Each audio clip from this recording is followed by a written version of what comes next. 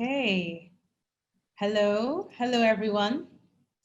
Hello everyone, and welcome to the first Artex talk of Artex Lagos 2020. My name is Tokini Peterside. I'm the founder and CEO of Artex Collective, which is the company that owns Artex Lagos. And I'm thrilled to be here today with you and our special guests, hosting the very first conversation within Artex Talks in our program. The subject we're speaking on today is one that is very dear to my heart. Called The Black in Art, we will be looking into the why, the who, and the how of collecting, especially in this ecosystem, the African art ecosystem, the Black art ecosystem, which we all love, those of us gathered here, and which, as we know, is in development and is evolving and is growing year on year. Many people don't know that actually collecting art was what brought me to create Artex Lagos.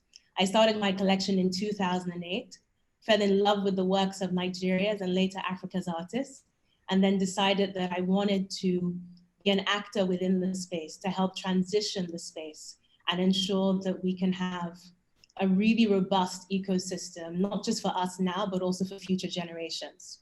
And so for this conversation, I wanted to talk to collectors who go beyond the acquisition, collectors who are patrons in their own right, and who support artists and contribute to developing the art ecosystem in their own individual ways. So today we have with us Freda Isingoma, we have Nish McCree, and we have Lola, Agunaike, and Deen Solebo. I'm going to invite each of them to introduce themselves, to tell us who they are, tell us about their early experiences that brought them into this world of collecting art, and fundamentally tell us why they collect art. So if we start with Freda. Freda, please open up, tell everyone about your fabulous work with Kisa Art, and then from there, we'll move on to Nish. Hi, thank you so much, Tokini. I'm really excited about being here. Obviously, Artex is a platform that I've admired, so well done you on your 5th edition. Congratulations. My name is Freda Isingoma. I'm the founder of Kisa Art. Kisa is an art investment specialist very much focused on the modern and contemporary African and diaspora art market. We have investment art products as well as advising various corporations, foundations, and collectors on their art investment strategy. And obviously as well, we do due diligence on the art ecosystem, mainly for the African and diaspora art ecosystem. I've been a collector for 20 years. My love of art, I think, started when I was born. I loved art. I wanted to be an artist, but went into investment banking. So when I didn't get enough time to produce art, I actually started collecting. And that was my way of supporting the industry. I've always focused on contemporary African art and artists. And during the time of collecting, I got to know artists deeper, particularly when I moved to the continent about 12 years ago, which led me to actually start mentoring artists as well. I mentor about 6 artists from different parts of the continent and in the diaspora, which I absolutely love.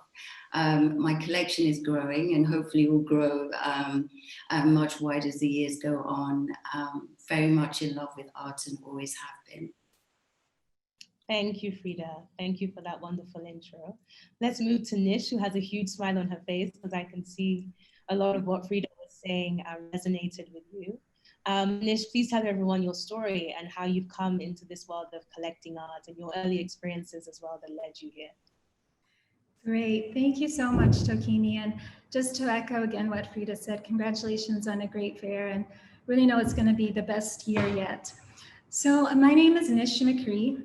I really collect art because it sparks joy for me. I feel like I'm in one of those Marie Kondo episodes, but it sparks so much joy for me and really just lights me up. And I came to this recognition about collecting through my early childhood experiences.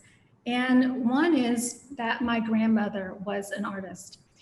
At the time, growing up as a child, we didn't call her an artist. We didn't recognize her as an artist. but she was the most imaginative, creative person that I had ever met. And I just marveled at the way she was a natural maker and the way she really taught me about the value of collecting art. So one of the things we did in my childhood was we painted ceramics together.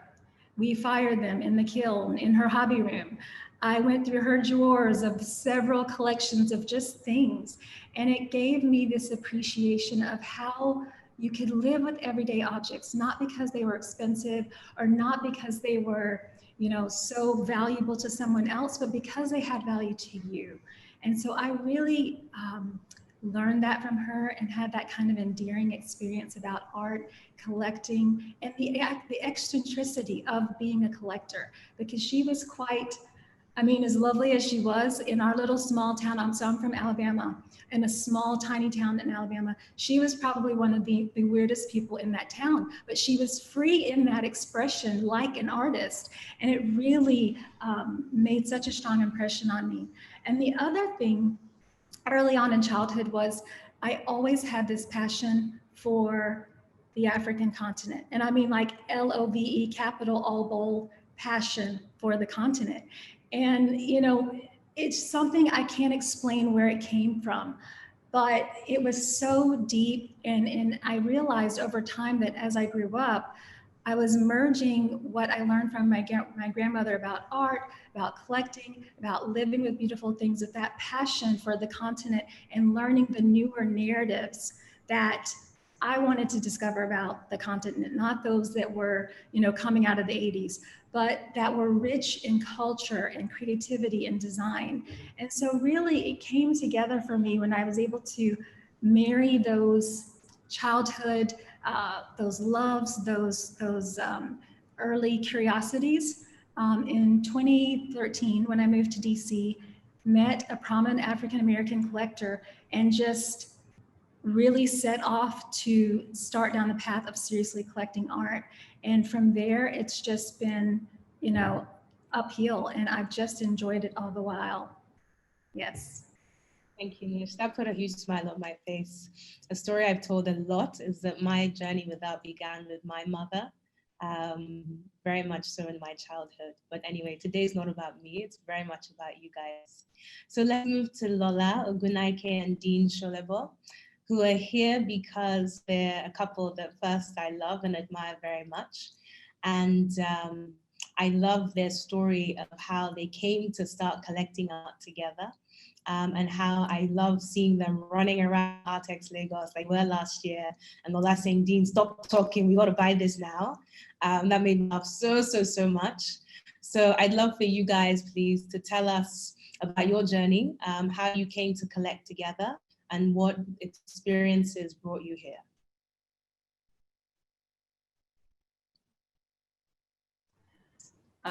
So I like to call myself the artsy one in the family. My love of art began with my uncle, my late uncle. He was a painter and a collage artist, so we grew up with his work around the house.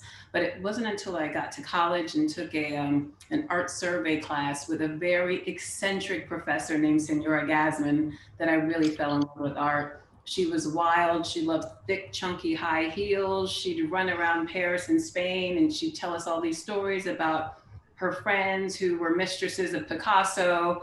And when she wasn't regaling us with tales about Picasso's colorful sex life, she was talking to us about the Dadaist movement and Marcel Duchamp and Monet versus Manet and Pointillism and Seurat and Liechtenstein, and it goes on and on and on. So I fell in love with the culture of art and the eccentric characters that she told us about and so lovingly spoke about.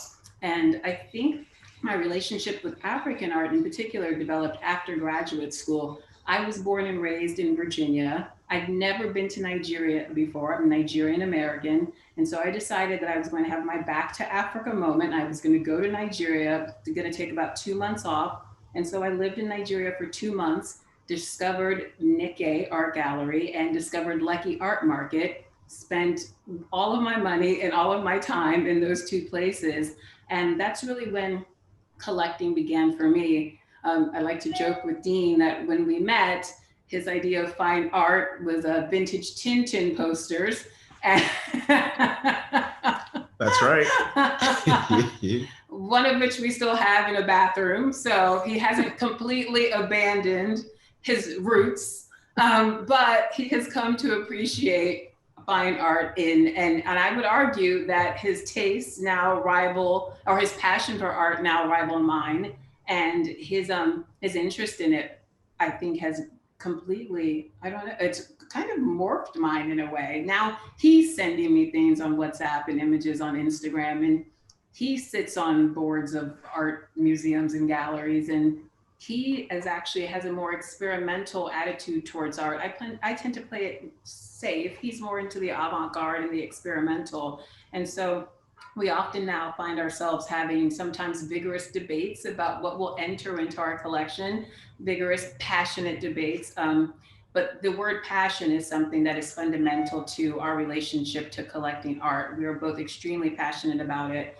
When, if not for lockdown, as Tokini mentioned, we would be running around ArtX. We'd be having lunches and brunches with artists and attending gallery events, and also just making sure that we were the first in the ArtX tent or building to make sure that we didn't miss anything. And we're so grateful that ArtX is back. And I know despite the challenges that we've all faced this year, and in particular, the art community, it's such a triumph to be here with ArtX in this beautiful virtual world. Thank you, Tokini, for your perseverance. Thank you to the ArtX team for forging ahead despite, again, the global pandemic and SARS and all sorts of other personal obstacles we all may have faced this year.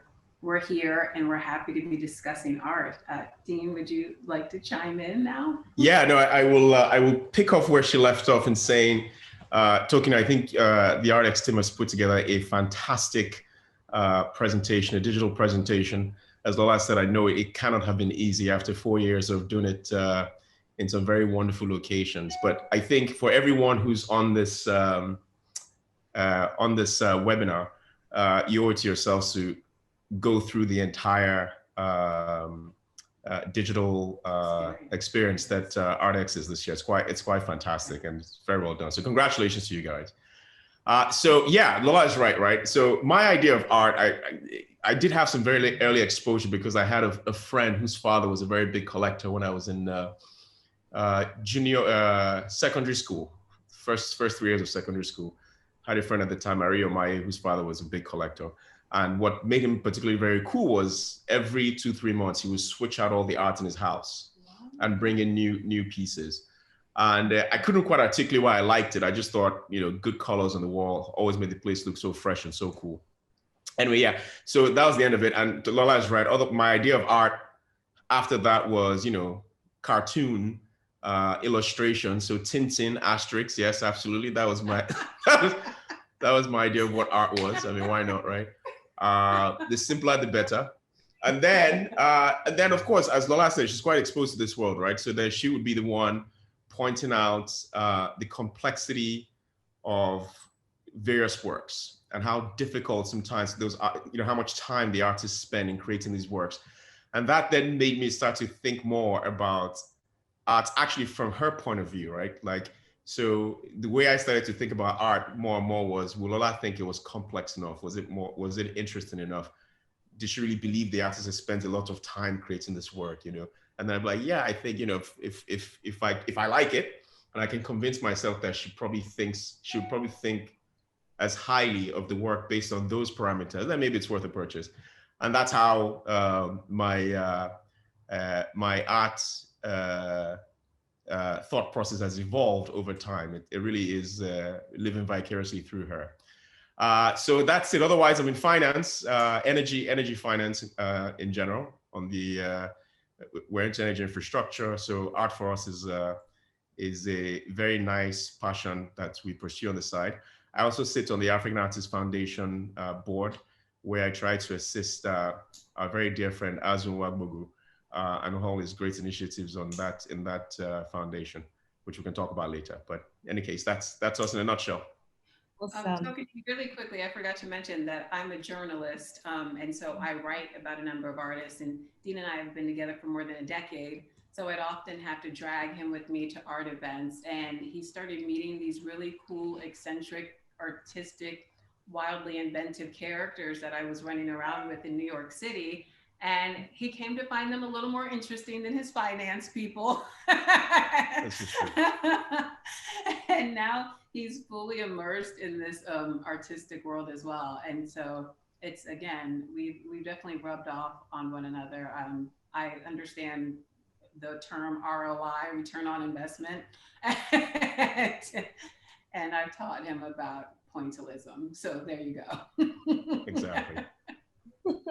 That's awesome. Thank you guys so much. And thanks to everyone for these intros. I think our audience now have a much better understanding of who you are and why you do this.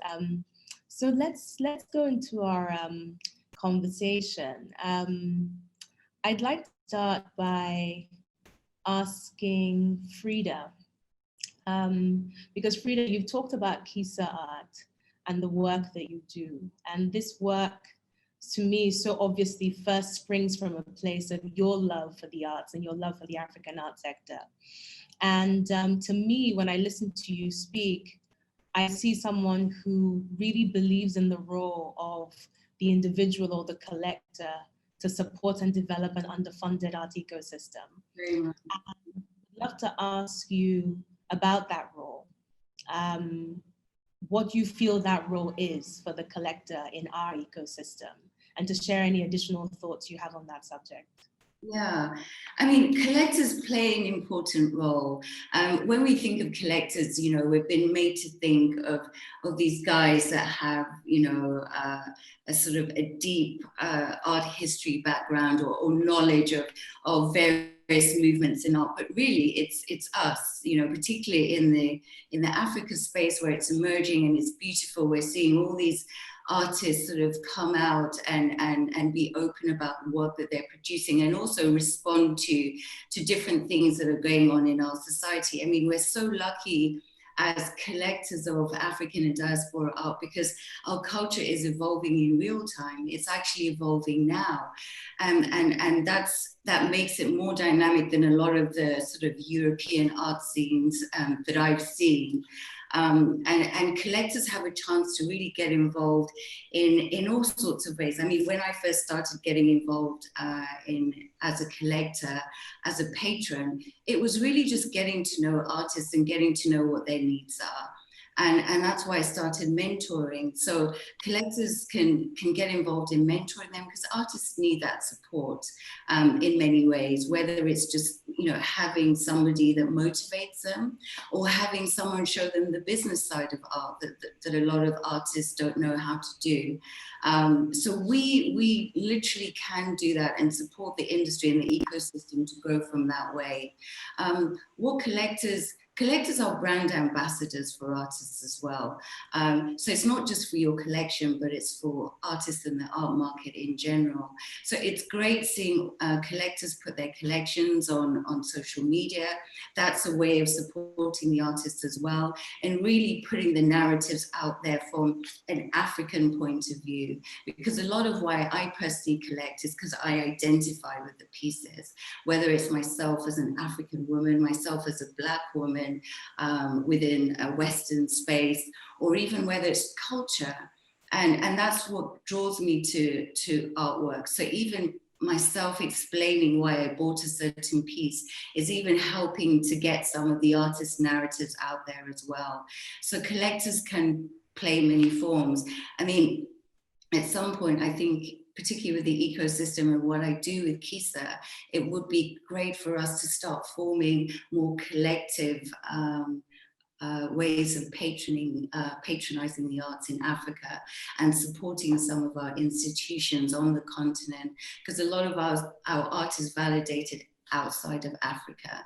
It will be great to start validating our artists and their practice and their works inside the continent. And I think collectors have a big chance. Collectors literally, I think, will be the driving force behind that. So we're very much in a powerful position. We have a very dynamic, wonderful, evolving art place.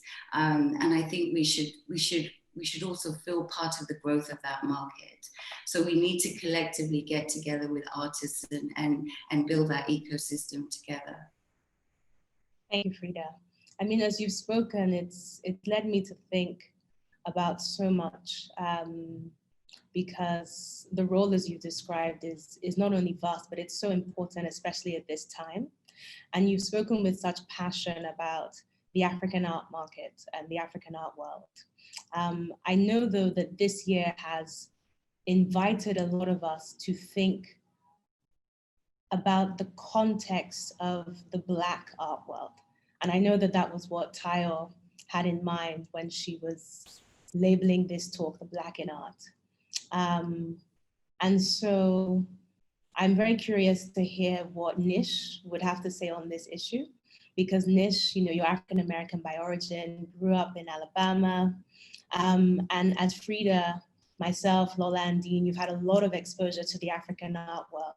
But I think you've also had a lot of experience with the African-American art world and what's going on in the US. And would love to hear you speak about the connections that you see between these two spaces.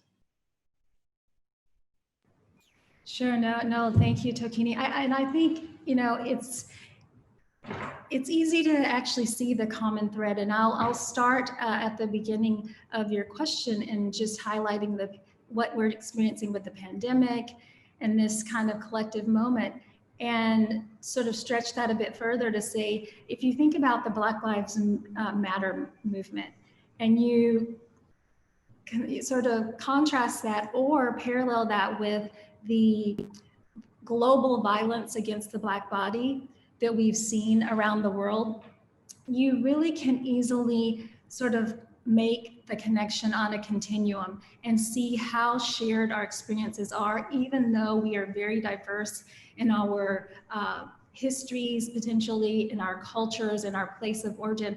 But when we think about Blackness in art or the experience of the Black body in this time that we're living in, you can certainly see some common denominators. And so for me, you know, dialing it back to those very first days of collecting, yes, I was very much engaged in learning about art by African-American artists.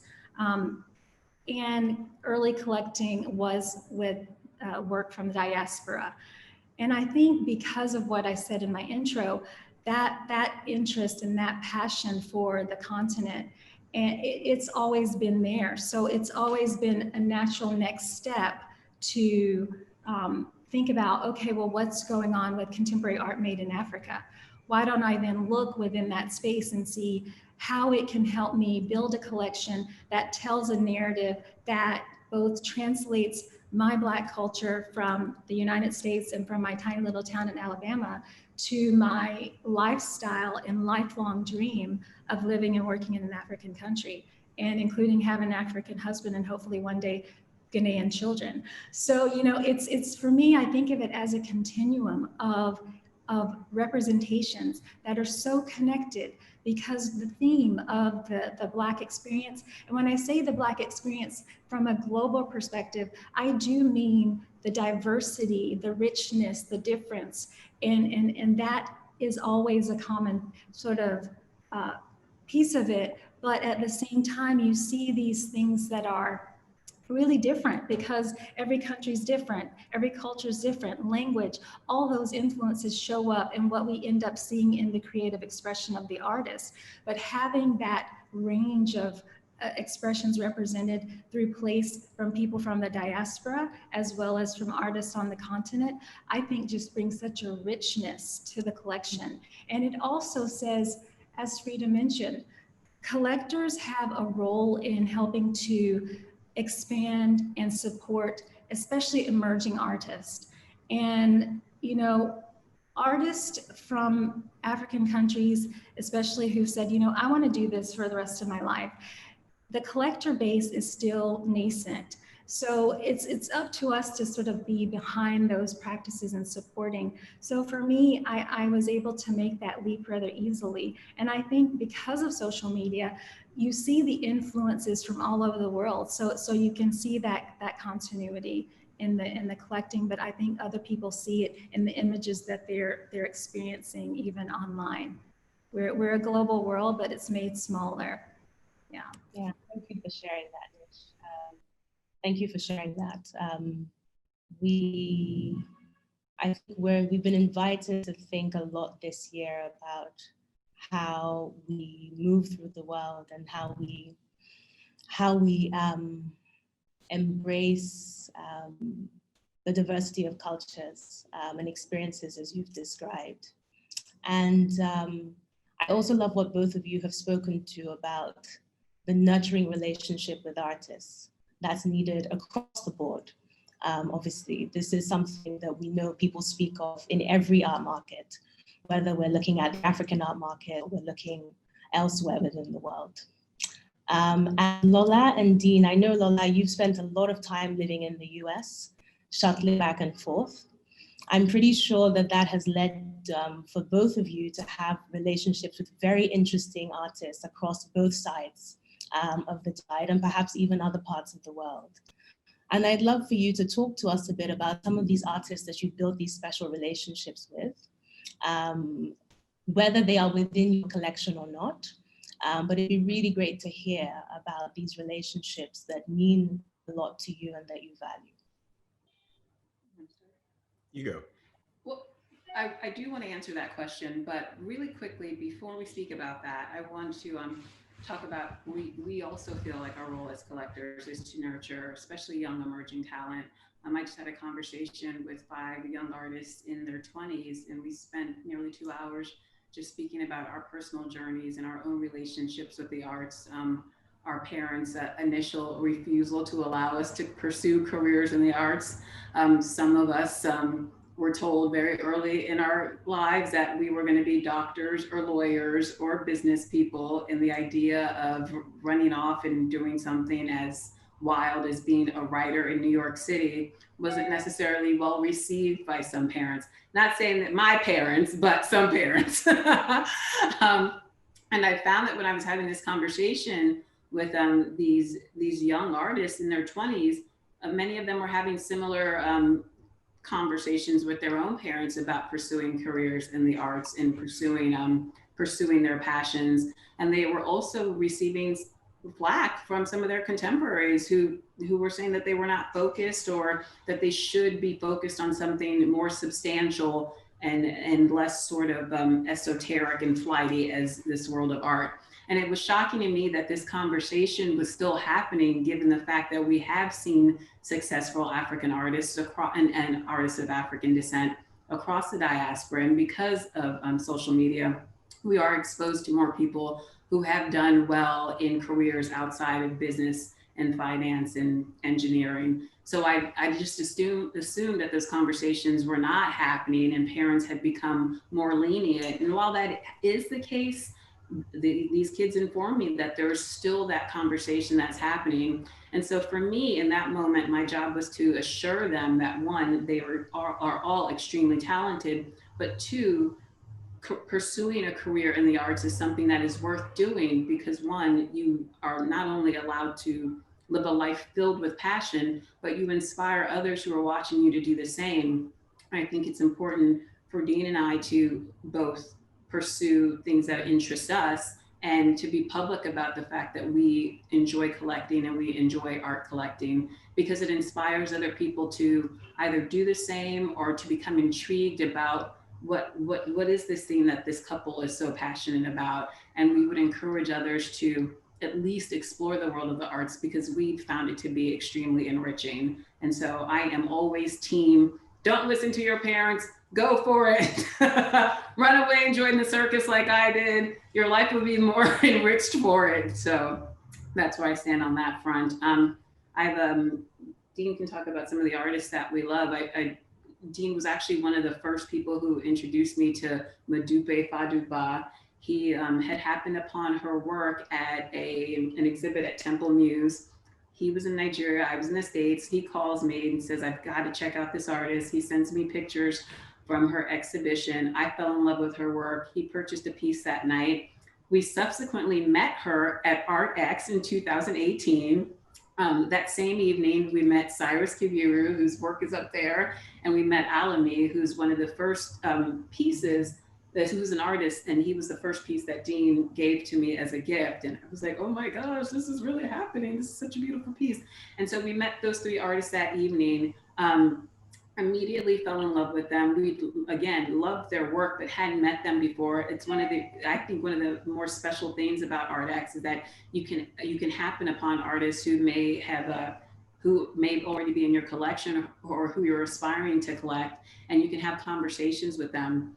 We ended up having conversations with Cyrus, Alami, and Madupe, and we consider them all friends to this day as a result. And so it's been nice to watch their evolution. It's been nice to engage with them. It's been nice to hear about artists that they're also intrigued by. It's been nice to hear about their influences and how what's happening in their real lives influences what appears on their canvases. And we've just enjoyed having that exchange.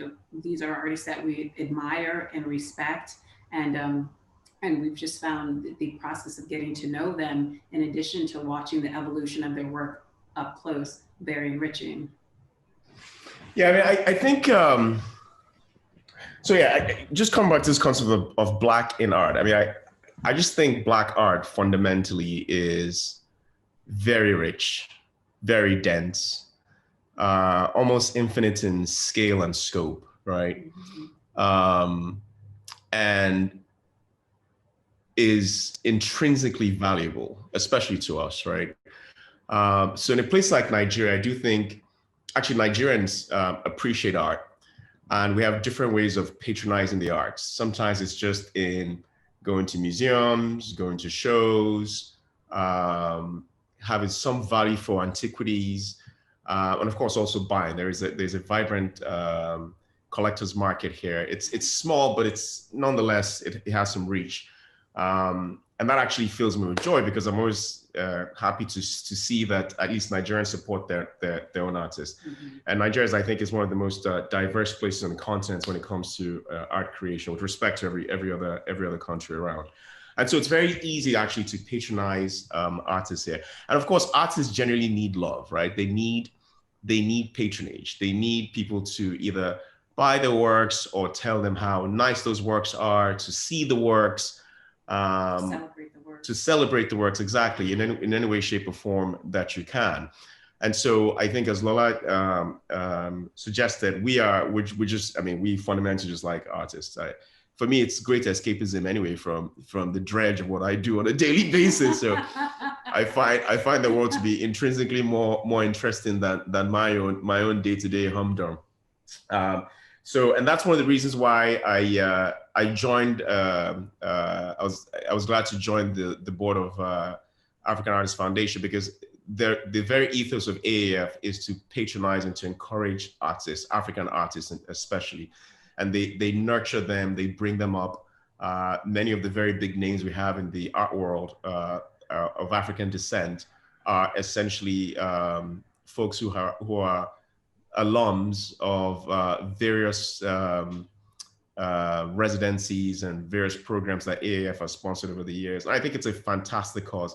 And I say the same, AAF is just one of many, many organizations that do that around here. And kudos to every single one of them, because that's exactly what these artists need.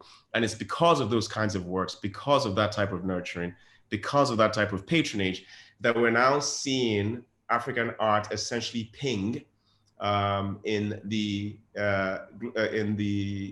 over the world today. It's things like that. It's exactly what ArtX is, right? ArtX is fundamentally about art patronage, and these things are very, very important in promoting artists, and we're starting to see the fruits of that, and it's only going to get bigger, I think, from here on out. But really quickly, Tokini, I have to chime in here, because while it's the interest in Black art and African art is growing, I do find it a bit frustrating sometimes when I'm abroad and I'm am interested, say, in purchasing a piece, let me rewind and say, I prefer to purchase art when I'm on the continent, because oftentimes when I'm abroad, I feel like the conversations that I may be having with certain gallerists or people or gatekeepers in the art world are a little more opaque than I'd like them to be. And oftentimes I find that the gatekeepers that are separating me as a Nigerian American from the artists who are largely of African, are largely African or African descent, look nothing like me and look nothing like the artist and look nothing like the work that, or the cultural experiences that are being depicted in this work. And I do find that a bit frustrating. I had an experience in September where I went to a gallery and spoke with a person who was, Deen's gonna be like, uh-oh, she's on this again, but we spoke with a person at a gallery in downtown Manhattan, and I was inquiring about a work by Toyinoji, and you know, I just simply asked how one could go about acquiring the work, and was greeted with sort of something that just dripped of a little condescension, and the person was essentially like, well, she has a very long list and she's very popular.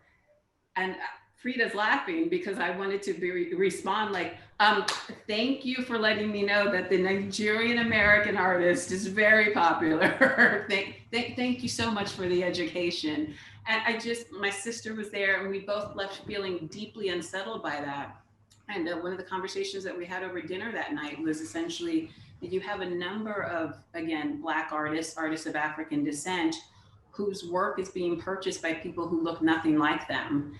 And I've oftentimes wondered how that feels. And one of the things, again, that I love about purchasing art on the continent and watching art being purchased on the continent is that it ends up in the homes of people who genuinely cherish it, genuinely appreciate it, and to me, are not just buying it because it's the thing to do or it could potentially pop. They see it, they have a more intimate relationship with the work, and it's not speculative, it's not a stock, it's work that won't necessarily be hidden away in a garage until it skyrockets in value. It's work, to me, that these collectors will actually live with, actually enjoy, actually save and bequeath to their children or other family members. And that's why it feels particularly special for me to collect on the continent. Thank you for that, Lola. Freda, I see you nodding vigorously, so I'm sure you have a lot to add. Please go ahead. Yeah, I mean, I love, thank you, Lola, for bringing that up. And I think, I mean, I've heard so many very distasteful things, you know, over the years being a collector, and going into spaces that are either in the Western world or even in different parts of the continent where they're not African as such owned, and going in that space and they don't see you as a collector. You're not engaged as a collector. So I have to, you know, sometimes I have to speak louder just to sort of be seen because I really want to purchase the work.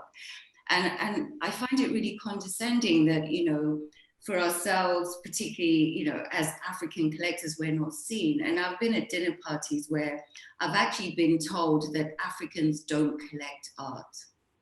And I was like, sorry, you know, like, excuse me, we wouldn't have an art industry if we didn't collect. We've been collecting, my parents collected, I'm sure their parents collected. There was always art around, you know, from classic art to where we are today with contemporary art. And I think the other role that collectors can play, African collectors, Black collectors can play, is really to start being visible. You know, the world is not going to make us visible. We've realized that. We've walked into these art spaces.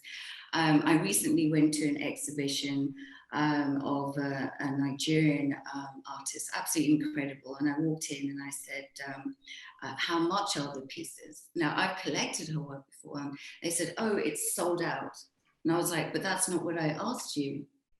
I asked you, how much are the pieces?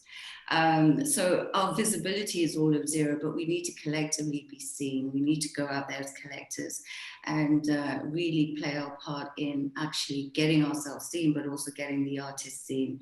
It's very frustrating. We have upheld this art industry for centuries, and it's about time that we were at the forefront actually of the African and diaspora art industry.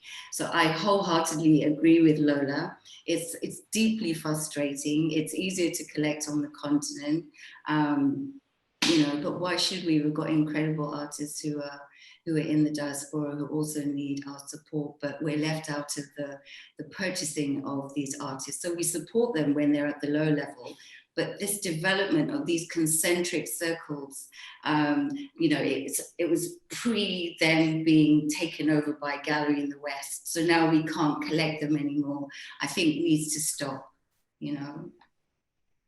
Thank you for that, Freda. Thank you for that. We know as well as at Artex Lagos that there is a role that can play there too. And so first I'd say it's great to have all of you on this conversation, sharing this and being as open and honest as you're being, because I think a lot of people really do need to hear this message. So thank you for that.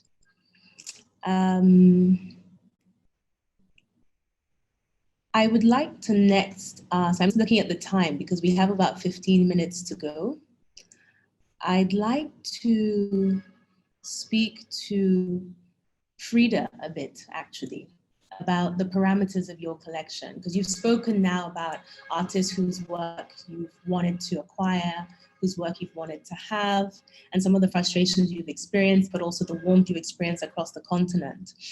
And it'd be really interesting to learn about any perhaps defined parameters you have. I get asked that a lot. When I mentioned that, yes, of course, I set up this outfit, but I'm a collector, the first question from the journalist's mouth is, oh, so what is your particular perspective?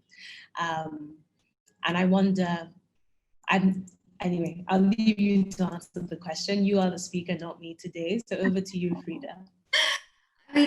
I have to say that I'm a bit like I'm a purist collector. I literally collect what I like. I don't have any particular, subject matter. I admire people that do, and they only collect art that speaks to sort of like their culture or speaks to, it could be about feminism or whatever. I just literally see something, I like it, I'm like, I'm going to buy that. Obviously now when you I remember when I first started collecting, and some of those pieces I actually had to give away because I was like, why the hell did I buy that? But so as my taste got refined, and your taste gets refined, the more the more you collect, the more you learn about how an artist can be be seen in the industry and be collected more widely. But still, I collect what I love, and I always keep an eye on artists that are coming up. I collect mainly emerging artists. Some of them have done extremely well. I'm very, very proud of them. I'm like Lola as well. You sort of want to get to the art fair first and see what you like. I always get there early. I'm always first in the queue, run through all the booths, like, okay, I want that one. Because whenever I take a day and go on the second day and something's gone, I always kick myself. But I just literally, the only parameter is, Freda, do you like it? But one thing that I do get to do, and I always encourage new collectors to do, is actually reach out to the artist, get to know the artist. I'd rather buy a piece of art if I knew the artist and spoke to them about a piece of art, because if you're going to live with it, and that's the thing with art, you're living with it. I almost feel like some of them are my friends because I've known them for 15 years or 10 years, and they speak to different seasons of my life. And if I'm going to do that, I really want to understand why the artist painted it or produced it, and what the feeling, emotions and reason was behind that. So I do try and meet the artist if I can before I buy something, or at least read extensively about them, reach out to them. So that's me. My collecting it's not very strategized. It's literally about what I love. I saw everyone nodding, myself included, as you said that, because that's the place from which I've always collected. I really do fundamentally believe in everyone's right to seek art that they love without fear of condescension, without being made to think that perhaps it's too figurative or too decorative or not conceptual enough. I really believe in living with what you love and what you enjoy. Nish, coming to you next, because we've spoken about, of course, the collector's freedom and right to buy what they love. But I wonder, you started collecting in such an organic way through these precious experiences in your childhood. Is there anything you wish you knew when you started out? For aspiring collectors who are listening to this conversation, inspired to see these strong Black collectors speaking about their passion, and perhaps nervous or wondering, is this something I can engage in? I'd love to know, is there any advice that you would give for aspiring collectors who wish to begin and don't know where to start? Absolutely. And can I just close out on the paradox of being a collector, wanting to buy, and then being essentially blocked out? It didn't hit me until I started recently getting offered private views. I don't know, you all have seen the private view offerings. And then you realize in that, so before this thing ever started, before this show, this fair, this exhibition, you got the chance for a private view. And now I'll probably never get a private view. Now that I'm saying, they'll be like, well, you're off the list. But at the same time, I think it's important to recognize that. And I'm going to segue, Tokini, into your question, because I think one of the first things I would tell aspiring collectors is, first of all, if you can be blessed enough, fortunate enough to find a collector to help you, to take you under their wing, it would just be so wonderful to help you start to understand the process and the art of collecting art. If you can't do that easily in person, then certainly there's social media, there's ways to connect. I mean, if anyone contacted me about how can I get started collecting, I would be more than happy. And I think every other person on this panel would be very happy to give of themselves based on just the passion alone. We love it, so we're happy to talk about it. And I think if I had to do it over again, I would have reached out earlier on to more collectors like me, I call them near peer mentors. So not only having the same interest in terms of the type of art, but in age or in perspective, the notion of the Black art, this theme of this panel discussion is something that you could sort of think of building a collection around, right? So I would say definitely finding an art mentor. And if you can't find anyone to speak with you, then you know what? You build your own team of people, a small group of people, other collectors who are just interested and willing to be committed to learning. And that's the second thing I would say. You have to want to see art, see as much art as you can, learn as much as you can now go back once this talk is archived, and basically every name that Lola mentioned in the beginning that you're like, who is she talking about? I don't know any of these names. Understand that notion about art history, understand what you love, and then go deeper. Reach out to the artists. Don't be afraid to build a community around your collection and your interest in collecting. And then finally, I would say, do not be naive. You just heard a bit of the reality of buying from certain galleries. There are wait lists. Even sometimes it's not even about the money. You can have the money, but if a gallery doesn't want to sell to you because they don't think your collection is prominent enough, or they're wondering if it's just going to sit in your living room and just let you walk by it, that's not good enough. They want to know what institution it's going to and what kind of opportunity that work has to be seen so that it can appreciate and value. So it's sometimes a numbers game versus a passion game. And I think so you don't need to be naive about the art market in general, but also understand that ultimately you need to do it for the love of it, you need to do it for the joy that it brings you, and for what you're trying to do with your collection over time. One of the most important things for me is I'm living with this art today what's it going to mean potentially to pass it on or down to the next generation? What would it mean to pass it on to an institution? How would that body of work from my collection that I'm intentionally building help fill some missingness within the art history canon, so that our work from this part of the world, from the African diaspora, is really appreciated in a way that, you know, we're trying to help establish. So again, don't be afraid, reach out, connect, learn, look, don't be naive, and have fun. Yep. Excellent. Thank you, Nish. I love that you ended on have fun as well, because I think collecting art can be such a joyous pursuit. It can become such an obsession, a beautiful obsession. And I think that it's so important to remember to begin from that place of joy. Now we have just 8 minutes left until the end of the session. And Freda, I know you have to leave. There are a couple of questions in the Q&A section that I want to ask. And Freda, I'd like to ask you this particular one. And then after that, you're free to go, because I know you're in high demand today and have another session you're speaking on. But because of your varied background, having lived in many countries, I think it'd be good for you to answer this. The question is from Barbara, who says she lives in Nigeria. She's originally from Uganda. And she asks, how can we translate lessons from Nigeria, especially around art patronage, to other parts of Africa? Now, just to contextualize her question a bit, I think, you know, there are pockets of collectors across the continent, but we always hear of Nigeria and South Africa spoken of as the two larger art collecting markets. Nish, I know, of course, you're living in Ghana, and there's a great collector based in Accra as well.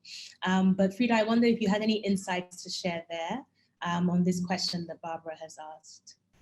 Yeah, thank you, Barbara, for that question. I have to say that, I mean, in Uganda, we don't have much of a collector base. Not even, I won't even touch Nigeria because it has the biggest collector base in Africa, but not even compared to Kenya, for example. And which is a shame, because Uganda is a traditional art hub within Africa. You know, we have Makerere University that's been teaching art for a long time. I think I mean, sort of to take the example of Nigeria, I think Nigeria has successfully, and it's only going to grow extensively from what I've seen with Nigerians on the continent in the diaspora, is translated what it is to have a collection culture.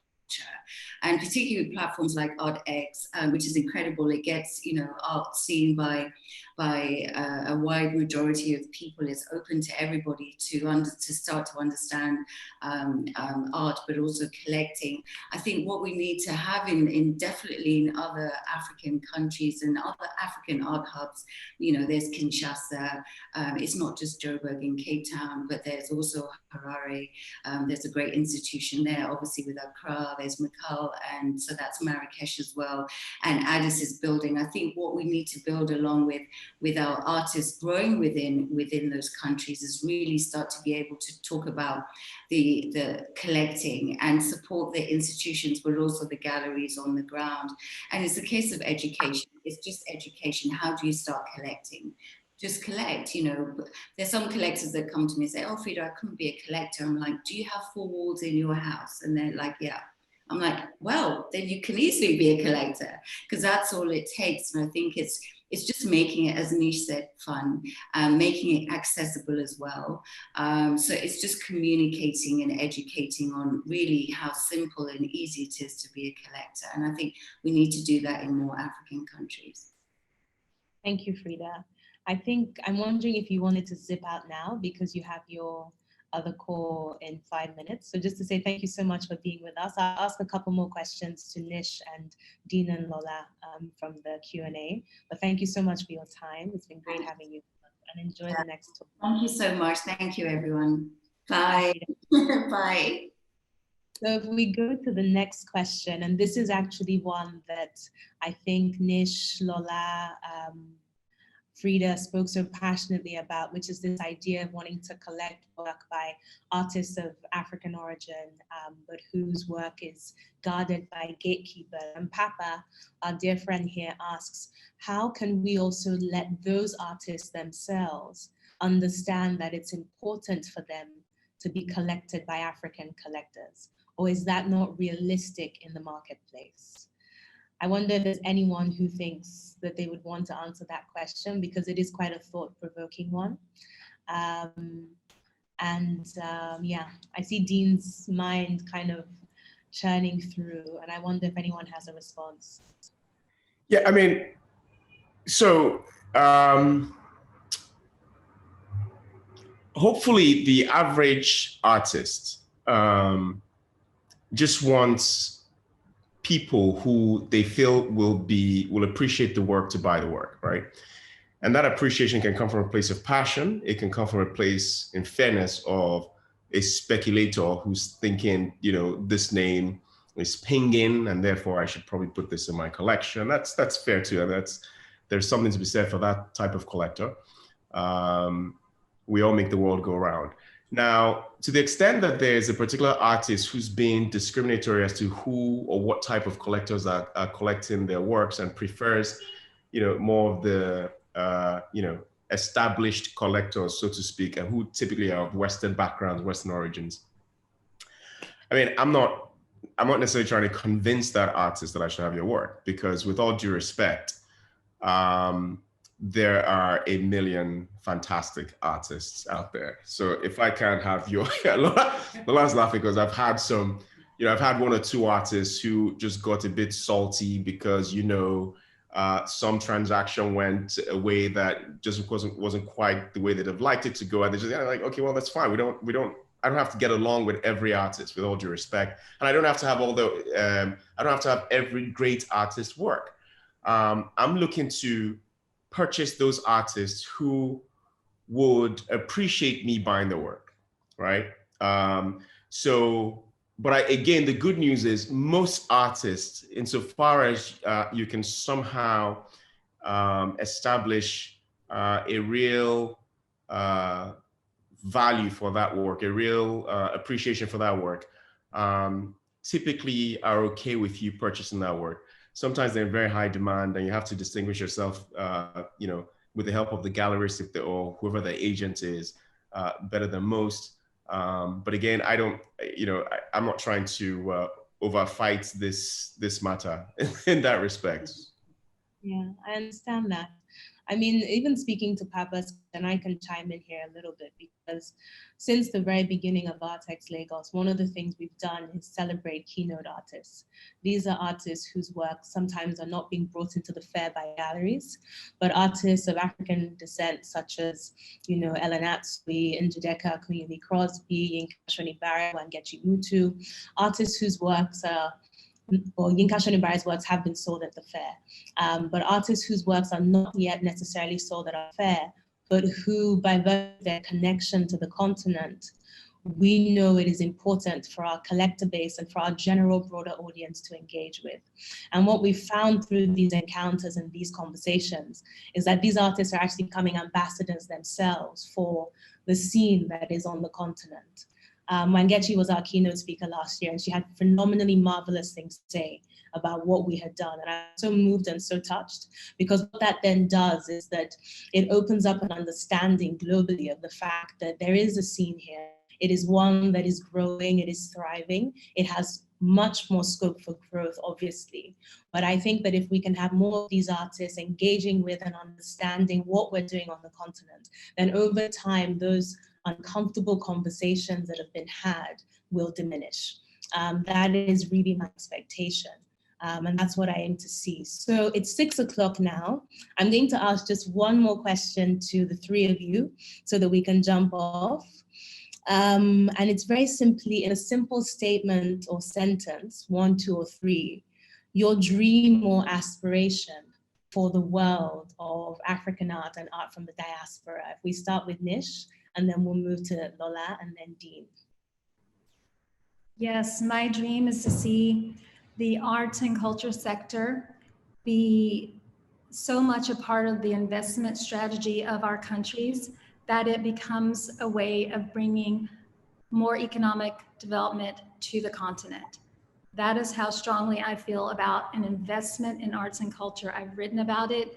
I believe it's so important, again, for economic development, but also for how we see ourselves and represent our cultures and reflect that back to the world. Thank you. So Lola, over to you next. To piggyback on what Nish was saying, I would like to see the proliferation of art institutions, museums, galleries, and frankly fairs.